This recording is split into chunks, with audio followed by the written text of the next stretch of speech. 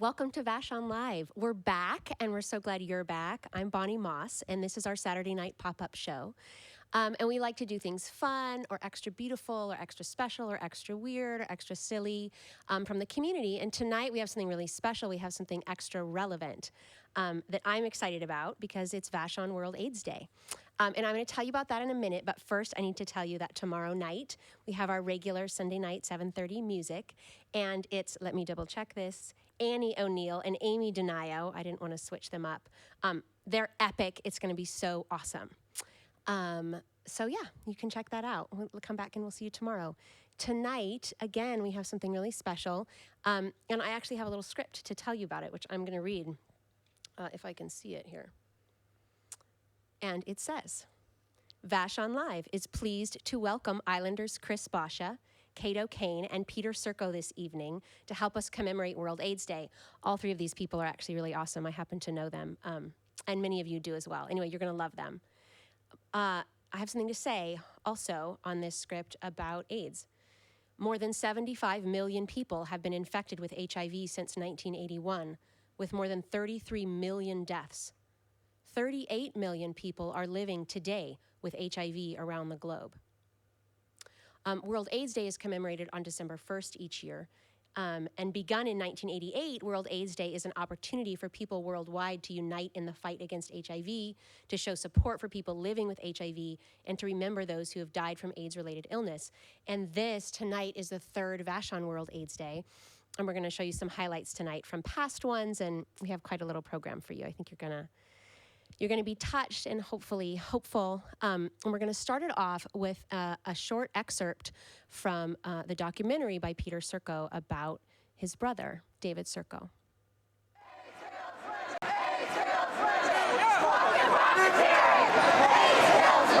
Watch your back, watch your back.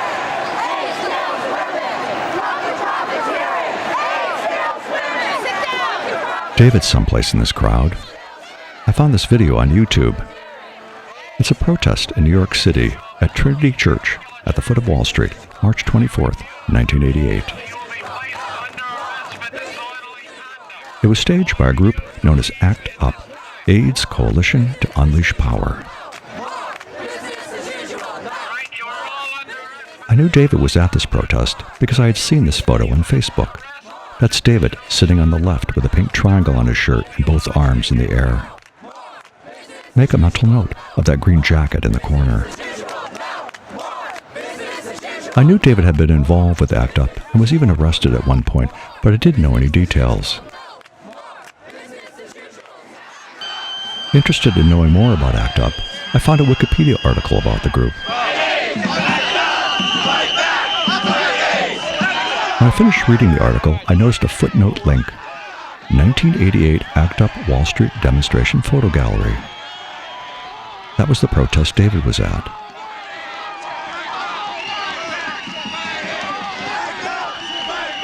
It took me to a website with a gallery of photos from the protest. One by one, I began looking through the photos, hoping to find David.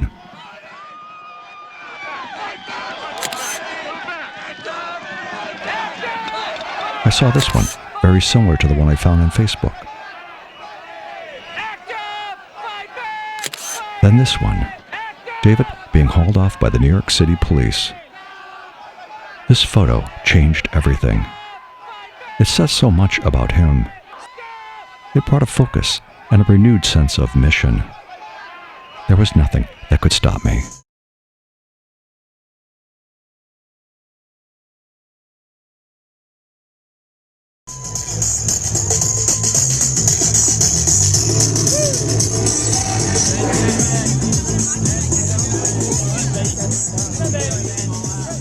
Just a couple of months after finding that photo, I'm in New York City at an ACT UP protest.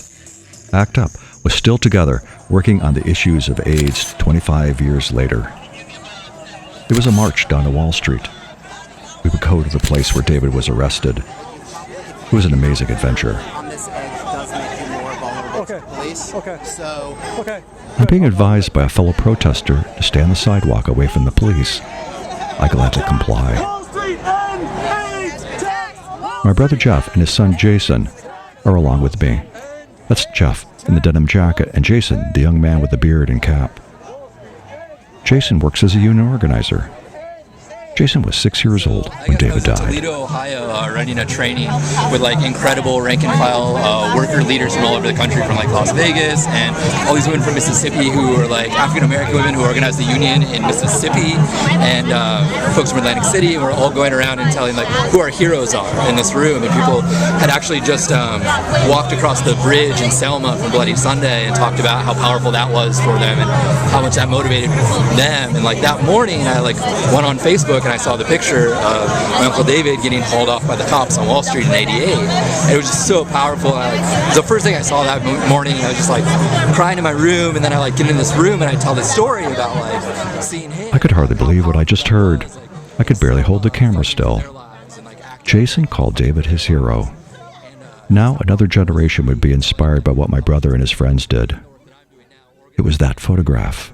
Doubt that the persistence, energy, and articulate way that many of the well-informed activist community was able to make their point had a significant influence on the funding of HIV/AIDS. There's no doubt about that. To my knowledge, there has never been this type of activism. The AIDS activism was unique, it was effective, and it has now spawned activists. They've almost written the book on activism. So 2 years ago, right here in the Black Box Theater in the open space for arts and community was the first Vashon World AIDS Day. And one of the things that happened that night, I was in the audience, I thought it was amazing, was a reading of The Normal Heart, which is just a beautiful play. Here's what my script says about that play. The Normal Heart, written by AIDS activist and playwright Larry Kramer, graphically portrays the early years of the AIDS epidemic in New York City. Chris Boscia plays Ned Weeks, a character based on Kramer's own experiences. And the fabulous Cate O'Kane, she didn't write fabulous on there, but I put it in, plays his friend, Dr. Emma Bruckner, a physician working with HIV patients.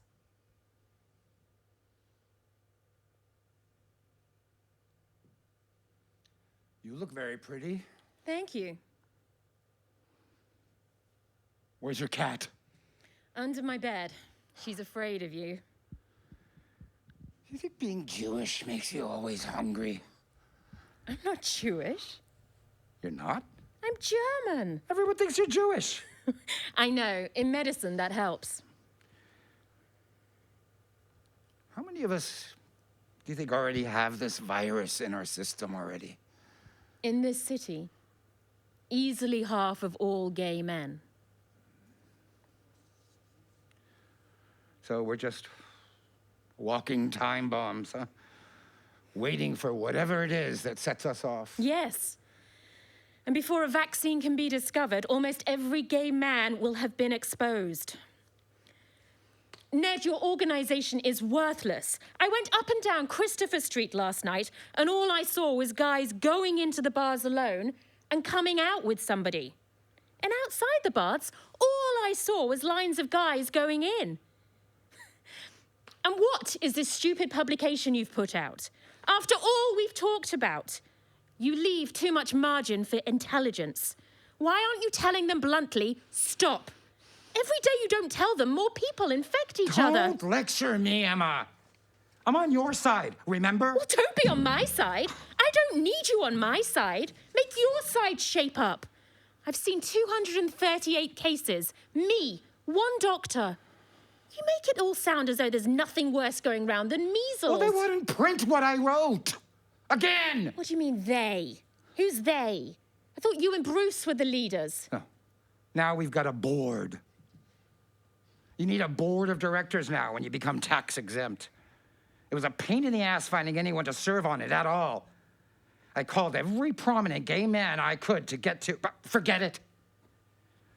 Finally, what we put together turns out to be a bunch as timid as Bruce. And every time Bruce doesn't agree with me, he puts it to a board vote. And you lose. Bruce is in the closet.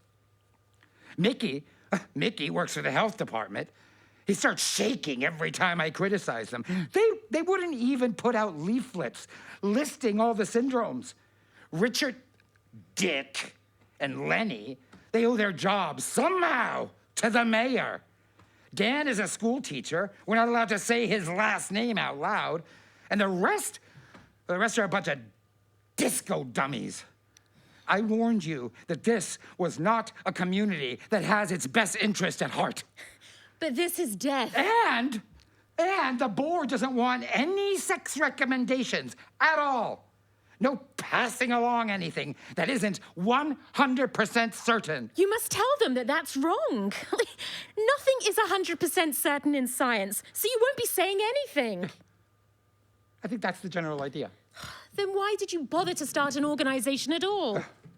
Now they've decided they want to take care of patients. Crisis counseling, support groups, home attendance. I know, it's important too. But, see, I thought I was starting with a bunch of Ralph Naders and Green Berets, and the first instant that they have to take a stand on a political issue and fight, almost in front of my eyes, they turn into a bunch of nurses' aides. You've got to warn the living, protect the healthy, help them keep on living. I'll take care of the dying. Well, they keep yelling at me that I can't expect an entire world to suddenly stop making love. And now I've got to tell them that there's absolutely no such thing as safe sex? I don't consider going to the baths and promiscuous sex making love. I consider it the equivalent of junk food, and you can lay off it for a while. And yes, I do expect it. And you get them to come sit in my office any day of the week, and they'd expect it too. Get a VCR, rent a porn film, use your hands. Why are you yelling at me for what I'm not doing? What the fuck is your side doing? Where's the goddamn AMA in all of this? The government has not started one single test tube of research. Where's the board of directors of your very own hospital, huh? You have got so many patients, Emma. You haven't got room for them. And you've got to make Felix well. Why am I yelling at you for? Who's Felix? Who is Felix? I introduced you to him at the health forum you spoke at. You've taken a lover. We live together, Emma.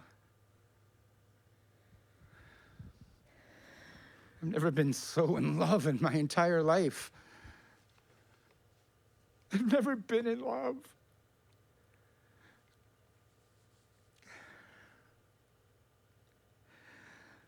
Late Friday, he showed me this purple spot on the bottom of his foot. Maybe it isn't it. Maybe it's some sort of, something else. It could be, couldn't it? Maybe I'm just overreacting, I don't know.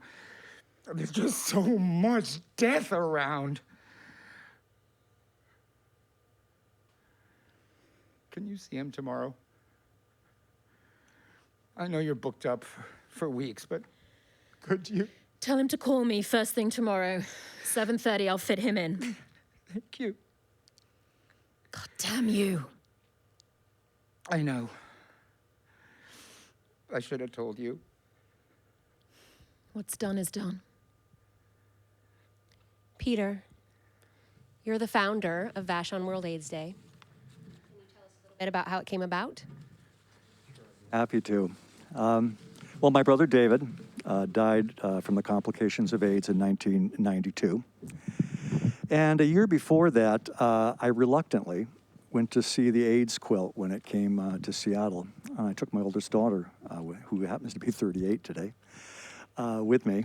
And I was so moved by the experience that I came home, and the very next day, I composed a letter to the editor of The Beachcomber, basically saying that I had a brother with AIDS, and I knew that he wasn't going to live, he was going to die, and I guess you would say, I outed myself, like a lot of other people at that time, who acknowledged that they had gay sons and daughters and siblings, and So that was really the beginning for me. And I was just always curious as to why on Vashon, we're such a gay-friendly place, that there was never any acknowledgement of World AIDS Day. So in 2018, I was sitting at my kitchen table, and I fired off an email to David Godsey, right here at OSpace, and to VCA. And I said, I'd like to do something for World AIDS Day this year. Would you be interested in participating? And they said yes. And that was the start. The school district jumped on board, Drama Doc jumped on board, and these two wonderful people came on board, and we started our first World AIDS Day in 2018 with programs in the schools, which is, I really feel most proud about our work that we're doing in the schools and to taking the story of AIDS during the early 80s and 90s to school kids. So that's how it started. Thank you. So similar, parallel to what we see today in the COVID pandemic, during the AIDS crisis, frontline medical workers and essential workers played a vital role in providing comfort and care to those in need, regardless of the resources at their disposal, which were slow in coming.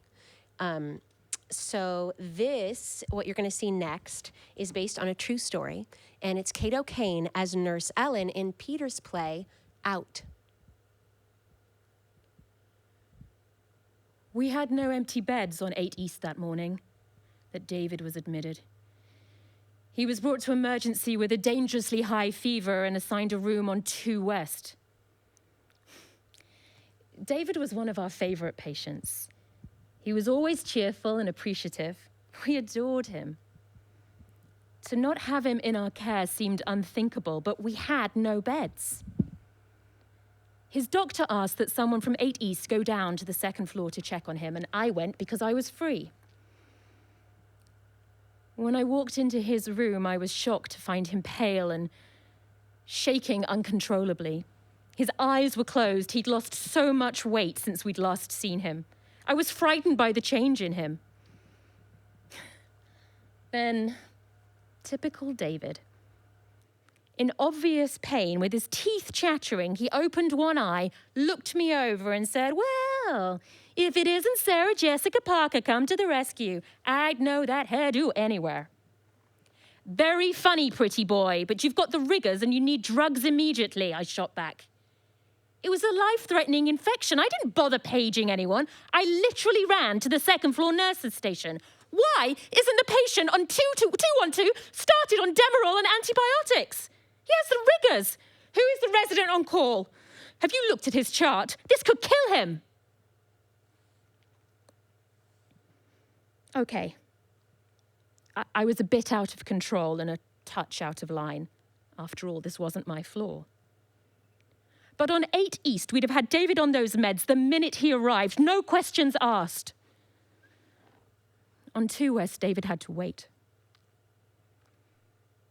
I rushed back to his room. He was still shaking violently. I did the only thing I knew might help. I climbed onto his bed and I laid on top of him under the covers. I'd never done that with a patient before, nor since. But it was David. I had to do something. Peter, what did we learn from the AIDS crisis? Well, one of the things we learned is that science and experts are important, and that ignoring the problem doesn't solve anything. That's a big lesson for us today with the COVID crisis as it is, where we're kind of downplaying scientists and the importance of wearing masks like we're wearing tonight. So that's one of the main things that we learned. We also learned how important activism is. Activists really made a huge difference in the epidemic. And as you saw in that video of people taking to the streets, and also people doing the hard work behind the scenes. So one of the great lessons of the epidemic, the AIDS epidemic, the early years, is just the important role of activism really made a difference. And that's kind of part of the story that I've tried to tell in my work. Thank you. Chris, the theater community, let me check my question here, sir. I don't want to ask them out of order and confuse That's my okay, poor Bonnie. guests. I'll answer whatever you yes, want to ask. Okay, you know what the question is? No, but I'll answer whatever you want to ask. Okay. Oh, great. No, what I want to say is that the theater community was ravaged by AIDS, and we all know that. Sure. And you were involved with the theater and are still involved with the theater deeply, both in New York and here, right? Correct. And so what I want to know is what has the theater community done, and how has the theater community addressed the AIDS crisis in ways that you feel are relevant or effective? Sure. Well, we could sit here and talk forever about the last 40 years and what the theater community has done. I mean, there are some obvious answers. Big plays, big worldwide plays like Tony Kushner's Angels in America. It's probably the most famous play that ever tackled AIDS directly. The play that we just did tonight, for instance, The Normal Heart, has been done in all over the world, all different languages. They made movie. There's the HBO movie, whatnot. But there are others that have been on the front lines of this crisis, dating back decades. Tom Viola, Broadway Cares, Equity Fights AIDS in New York. In fact, they just did an NBC special this week, raising money for Equity Fights AIDS, Actors Fund. I feel like I'm just doing my small part on this island. And those are the people that we really have to thank for making us aware. I've been lucky enough to know some pretty wonderful people over the years, particularly in New York. My dear friend Spencer Cox from Treatment Action Group, ACT UP, Peter Staley, did not get the chance to meet David Serko, although through directing the play last year Out that we just saw a scene from, I feel like I got to know him. And what that play is about also, by the way, and this is how we can. This is what we are doing to fight AIDS. We got to, even though David has been dead now for how long, Peter? Almost 30 years. Almost 30 years. More and more people are getting to know him through Peter's work, through our plays, through whatnot. And when there's a scene in the play that we did Out last year where there's a Facebook post that Peter puts up, and this is for real. There's a Facebook post that Peter puts up just to see if people knew your brother. And he got hundreds of responses of people in New York that knew his brother. So, yeah. Well, I have another question. Sure. On this line. So you did a scene from The Normal Heart tonight, Yeah. and you mentioned it a minute ago. What's so important about The Normal Heart? Why is that so important to you? Well, personally, I've never been on the front lines. I've never been the loudmouth with the megaphone.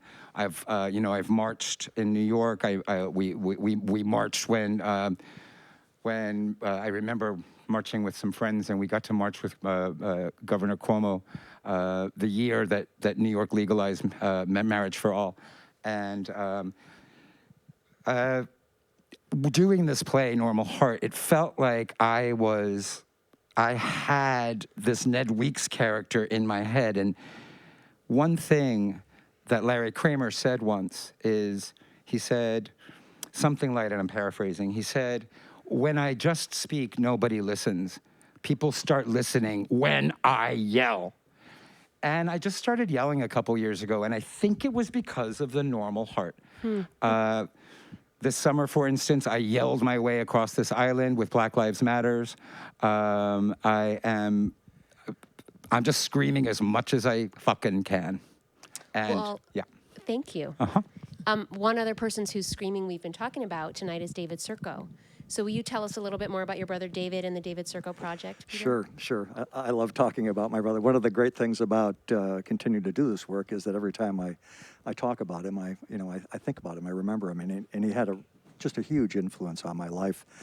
I'm 6 years older than David, and growing up, when I left home to go to college at age 18, he was 12 years old. He was in 6th grade. And after that, I was basically gone. I moved out here. He moved to New York City after he was in college and pursued his acting and dancing career, toured all over the world in a chorus line and Dirty Dancing, danced at the White House, made it to Broadway in 1990 when he was already pretty sick. So he was a really talented guy, but we really didn't know each other that well.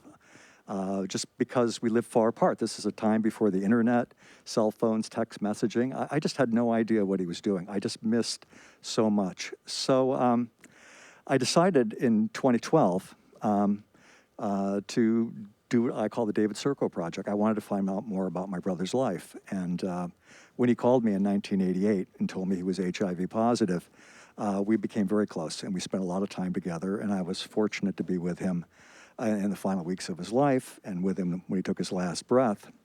And it was such a profound experience for me that I knew at the time I was going to try to tell that story again. I didn't know how or when I was going to do it. So in 2012, I started the David Serko Project, and my goal was to find people who knew my brother. I wanted to hear their stories. And the two things we saw tonight and heard tonight, the play, the story from Nurse Ellen, I learned that story only 2 years ago. I did not know that story. I read that in her book, an early version of her book. I got reunited with her, Ellen. She was the head nurse on the 8th floor AIDS ward at Lenox Hill Hospital in New York City. And that arrest photo that you saw of my brother in New York City, I just found that by looking around, and I tracked down the guy who took the photograph. He's been to Vashon. He's been to my house. He came to see me perform my solo performance show that I did. He stayed at my parents' house. He's been to my brother's grave. So it's just all these incredible discoveries. And so this is just a continuation of World AIDS Day, is a continuation of the David Serko Project. That's beautiful. Thank you. Cate, your work is around the social impact of lack of access to healthcare. And you've specifically worked in Africa and Asia around HIV/AIDS. Can you tell us a little bit more about that? Sure. So I've been so privileged over the years to travel to so many amazing places. I lived in Botswana in Southern Africa for a couple of years, working specifically on HIV/AIDS, creating TV series there that was trying to educate and put messages of both prevention and treatment out. So, the work has taken me to places, but it's really been the communities that have made the work possible. And I think one of the things that we've heard about, tonight, and from the acting and the thinking we've been thinking about, is just this sense that this was the gay plague when it started. And the face of HIV/AIDS has changed a lot in the last couple of decades. In fact, as we think now more about what's happening in Africa, it's actually 5 out of 6 new HIV infections are in girls aged 15 to 19. And that just breaks my heart, because yet again, we bring the gender conversation into a social issue that's going on. It's not only just girls, it's also grandmothers that are being impacted as well, and the gender inequality there, that they are bringing up their children's children, they're bringing up their grandchildren, because we've lost a generation of parents in between. Sexual assault and rape impacts massively into this as well, and you're more than 1.5 times more likely to get HIV if you are sexually assaulted or raped. So whilst there's a lot of positive news, and we don't want to make this, all negative, there is massive amounts of hope out there, and we'll talk about that in a minute. We do need to understand the changing face of HIV/AIDS. We do need to understand that whilst good things are happening, there is still a big burden on communities around the world from this disease. Thank you. I have another question. Maybe this is for all of you. I think about how to say it. I grew up in the 80s. I was a teenager in the 90s. And at that time, that was sort of the height of AIDS education in this country. So for me, growing up and becoming sexually active, it was a big part of my mental landscape and the conversation with partners. And, I had people in my life who were dying of AIDS. And it was peripherally around. It was part of the conversation. I have a 17-year-old son, almost 17, next week. And while I've educated him about AIDS, I've really noticed that it's not part of the cultural conversation very much anymore. And I think it's really important, which you can tell because I got flustered earlier and had to look at my script, right? I'm really it still seems very real to me, but I'm aware that's not really true for everyone. It doesn't seem so real. And I think what I want to ask is why should we care about it in the middle of another pandemic that's killing people all over the world, including a lot of Americans? Why should we care about AIDS now? Well, as Cate has pointed out, AIDS is not gone. It's still a reality. And for your son, HIV is a reality in his life, his sex life. And it's just, people are still getting infected today. And so even though it doesn't appear in the newspapers like it once was, it's still a very, very important issue. And one of the things is just some of those lessons, the parallels between the COVID epidemic and the AIDS epidemic are striking. The misinformation, the fear, the government inaction.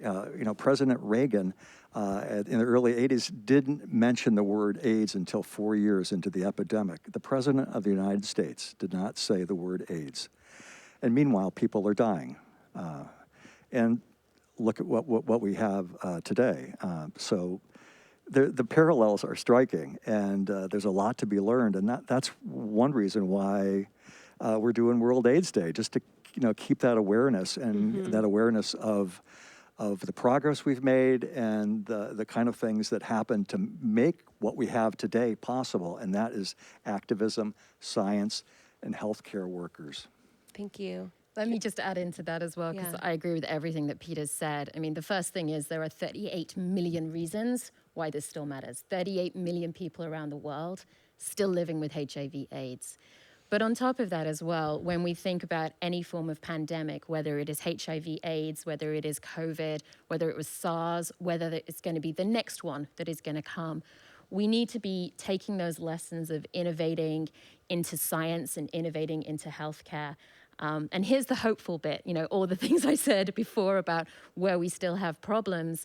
There have been so many innovations because we've invested in healthcare and we've invested in science and technology. So things such as people being able to self-test themselves now at home. And we know that when people are tested and they get a diagnosis, they're much more likely to then get treatment for that diagnosis or think more about their preventative strategies. We have this gel, a microbicide gel, that women can put inside themselves, which gives them so much more agency over their own sexual health and their ability to prevent getting HIV. We have ARVs, antiretroviral drugs. These are accessible now in ways that we never thought were possible. We get them to the last mile, the big important last mile in public health. We get them to people. And just this year, they've brought out a berry-flavored ARV. So kids who have HIV can basically take what's almost like a daily vitamin. So the stigma that they may have felt as a kid before by being on ARVs is being reduced. We've managed to eliminate the transmission of HIV from mothers to children, which is a huge deal and means that women can get pregnant. So there's so many things to be really hopeful for. And all of these things that are so science and innovation based should give us hope that, we are able to answer so many things that are happening with pandemics. This year, just in the last few days, the FDA has approved the COVID vaccine, and that should be arriving, I think, in Washington State on Monday. So another great, thing for innovation. What we now need to do is get that innovation working harder again for HIV/AIDS so that there's a cure for that. And so that hopefully in years to come, we're not having a World AIDS Day, but we've learned the lessons from AIDS and COVID, and we can actually put in place the things that are needed to make sure we never have these problems again. So we're almost to the end of the show today, but stick around. We have a really beautiful ending. But I just want to ask our guests first, is there anything else? Is there anything that you didn't cover that you feel is important? Is there anything you want to say? Well, I just have one short thing to say, and I want to piggyback on what Cate said. This is hopeful. We have to be hopeful. We can't look at this as if there's not a light at the end of the tunnel. No, I don't want to have another World AIDS Day either. But having said that, Peter and I are already talking about what we're going to do for next year's World AIDS Day. Yeah. We're coming up with ideas. We're figuring it out. Hopefully we can get back into this theater again or any theater and put on a real show like Peter has done in the past few years concerts in the big concert hall in here. We've had concerts. We've had education in the school. We've had plays. We could do whatever we want here. And the reason that we can do a lot on this island is that if we put the call out and we say, just like we did a couple weeks ago when I called up Peter and I said, what are we going to do? We've got to do something. And we came up with something that would work during this pandemic.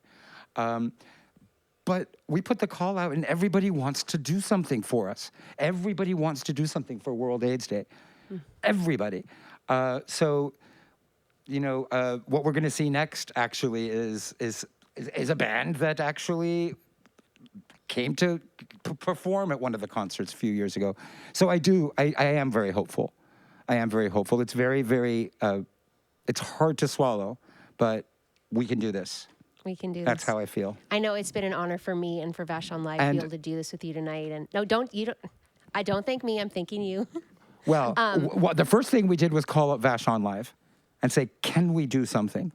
Please, can we do something? And Vashon Live, Simon, everybody, Bonnie, you, Sarah, everybody was like, moved mountains for us. Whatever we need, let's do it. So maybe my thank you. perception that we don't care about this anymore is not quite right. Absolutely not. I'm so glad to hear that. Okay. In May 1988, from the steps of the New York State Capitol in Albany, New York, AIDS activist and filmmaker Vito Russo concluded his now famous speech, Why We Fight, with these words. Someday, the AIDS crisis will be over. Remember that. And when that day comes, when that day has come and gone, there will be people alive on this earth, gay people and straight people, men and women, black and white, who will hear the story that once there was a terrible disease in this country and all over the world. And that a brave group of people stood up and fought, and in some cases gave their lives. So that other people might live and and be be free. So in the young but precious and special tradition of Vashon World AIDS Day, we have some music for you. The band St. Ophelia is here via a recording of a song by them appropriately titled Unforgotten.